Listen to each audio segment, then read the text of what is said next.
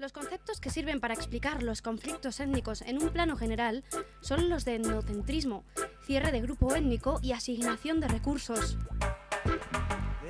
El etnocentrismo es una combinación del recelo a los forasteros y la tendencia a evaluar las culturas de los demás en función de la propia. Casi todas las culturas han sido etnocéntricas en mayor o menor grado, y es fácil ver cómo el etnocentrismo se mezcla con las formas de ver estereotipadas. Los forasteros están considerados extraños, bárbaros o inferiores moral y mentalmente.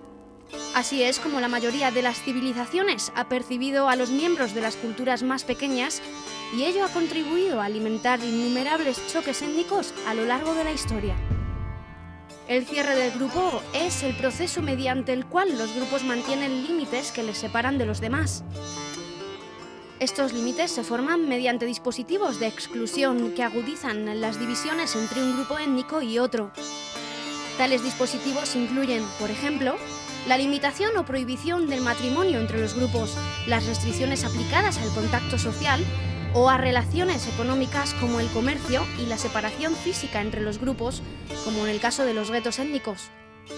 Los negros estadounidenses han sufrido las consecuencias de estos tres tipos de mecanismos.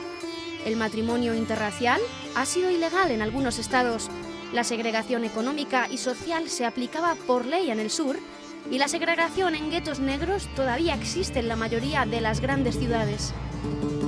Algunas veces los grupos que tienen un poder similar se imponen mutuamente el cierre. Sus miembros se mantienen separados unos de otros, pero ningún grupo domina.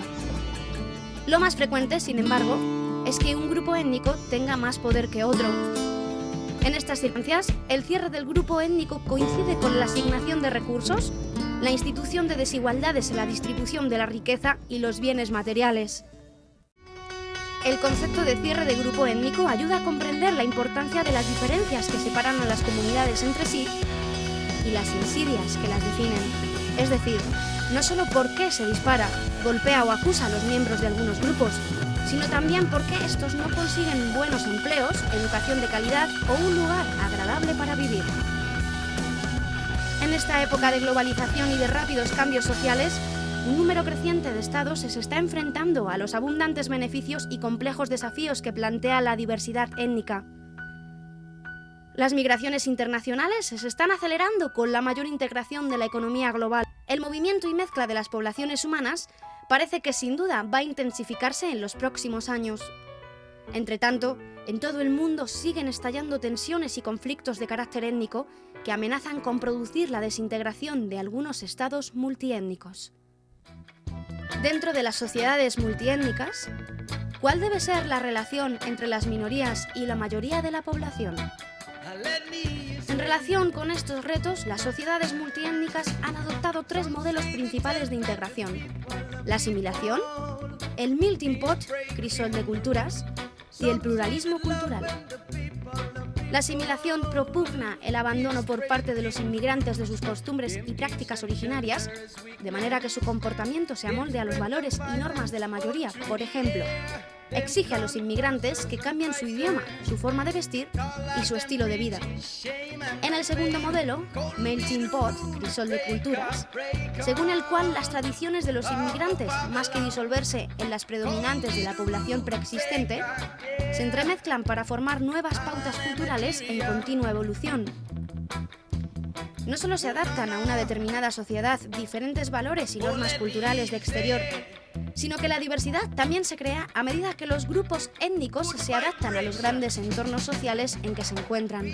Las tradiciones y costumbres de las poblaciones inmigrantes no se abandonan, sino que hacen aportaciones constantes a la transformación del medio social y lo configuran.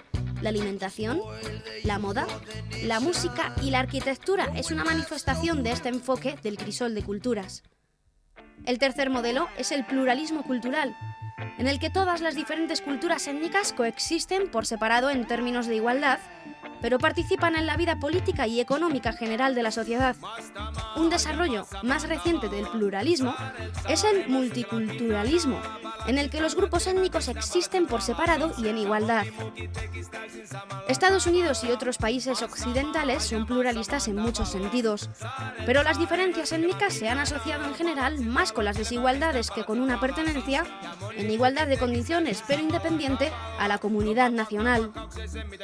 Al fin parece posible crear una sociedad en la que los grupos étnicos estén separados pero sean iguales, como ocurre en Suiza, donde coexisten en la misma sociedad comunidades francesas, alemanas e italianas. Para llegar a una situación en la que las distintas posiciones sociales sean distintas pero iguales, van a ser necesarias muchas luchas, y de momento la opción pluralista parece muy lejana. Todavía hay mucha gente que cree que las minorías étnicas son una gran amenaza contra el propio trabajo, contra su seguridad e incluso contra la cultura nacional.